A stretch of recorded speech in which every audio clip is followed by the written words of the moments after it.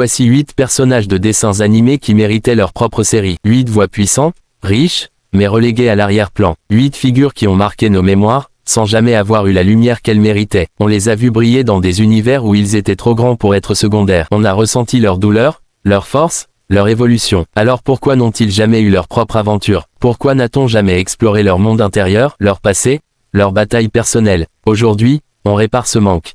Voici les 8 héros de l'ombre qui auraient dû avoir leur propre série. Katara, c'est plus qu'une fille de l'eau. C'est une survivante née dans la glace, dans un monde gelé par la guerre et le deuil. Sa mère a été tuée par la guerre. Son père est parti au combat. Elle a grandi avec un frère maladroit et une tribu qui lui répétait que les femmes ne combattaient pas. Mais Katara n'a jamais plié. Elle a appris à maîtriser l'eau seule, avec rage, avec passion, avec feu sous la glace. Elle n'a pas juste appris à se battre, elle a appris à soigner, à comprendre, à défendre les siens, même quand personne ne la regardait. Une série sur Katara aurait suivi son voyage après la guerre. Elle, voyageant entre les tribus, enseignant aux jeunes filles ce qu'elle n'a jamais eu le droit d'apprendre. Elle, confrontée aux anciens maîtres de son monde. Elle, face à la tradition, à ses blessures, à la mémoire de sa mère. Ce n'est pas qu'une histoire d'eau.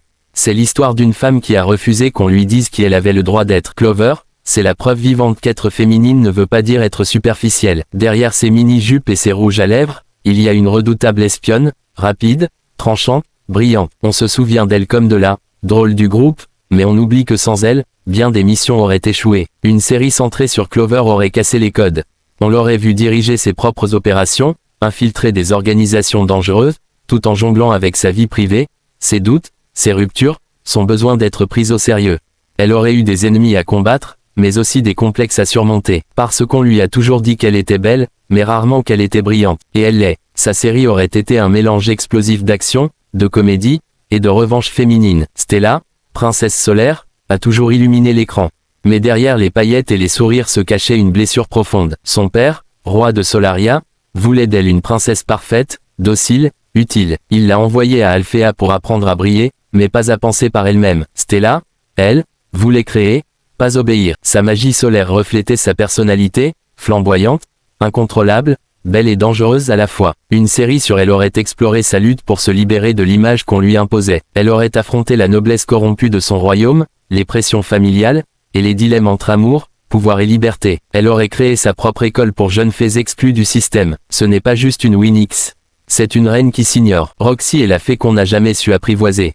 Dernière fée de la Terre, née dans un monde moderne, loin des royaumes magiques, elle est sauvage, colérique, vraie. Elle n'a pas grandi avec les contes de fées, mais avec la peur, la solitude, les visions d'animaux qui souffrent. Quand elle rejoint les Winx, elle ne cherche pas une famille, elle cherche un sens. Une série centrée sur Roxy serait un manifeste. Chaque épisode, elle se retrouverait face à un lieu naturel en danger, un esprit blessé, une énergie brisée. Elle ne combat pas pour la gloire, elle combat pour le vivant. Elle se heurte à des multinationales, à des magiciens corrompus, à ses propres instincts. C'est une série sur la rage verte, sur la magie brute, sur la révolte qui pousse dans la terre. Une fée qui ne veut pas voler.